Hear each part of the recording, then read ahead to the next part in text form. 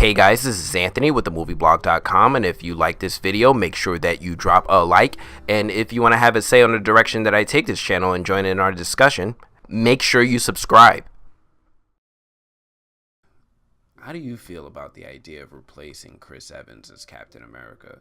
You know, I've been wrestling with the idea for a while. Chris Evans is honestly my favorite part of the Marvel Cinematic Universe. He is my favorite character by far, and I'm a diehard Spider-Man fan, hands down. But I like Chris Evans as Captain America way more than I like Tom Holland as Spider-Man. With that said, the idea of him, walking away from the character or someone else walking into the role, normally I don't have a problem with replacing an actor with someone else, but I just really like Chris Evans as Captain America. I've really grown with him in that role. At first I was like, oh, well, this should definitely be Brad Pitt. Brad Pitt should be Captain America all the way. This is before they cast him. And then, there were conversations about John Krasinski taking on the role, and I'm like, after seeing Chris Evans take on the role, I can understand what they thought would work with John Krasinski. I see it now, With that said,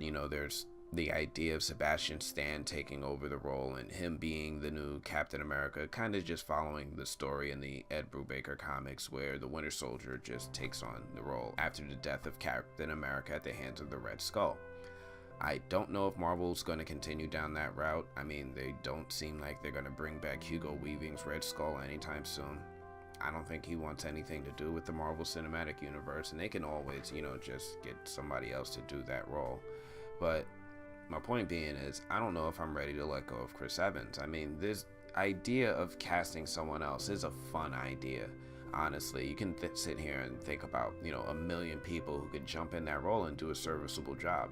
You don't have to just get rid of Steve Rogers. You can just make someone else Steve Rogers and keep things going. And that's where things get a little bit more fun. Find an unknown. Find somebody who primarily has a history on television like they did with Chris Pratt and just go with it. I don't think I mind so much the idea of recasting Captain America or somebody else taking on the role. I just think I mind the idea of losing Chris Evans. He's used now to make all of his other iterations and all other media more popular that I'm now seeing translated into the comics. You can just sit here and look at Nick Spencer's Captain America Secret Empire, which is a huge Captain America story happening in comics right now, and you can just imagine Chris Evans speaking all this dialogue that you see within the pages.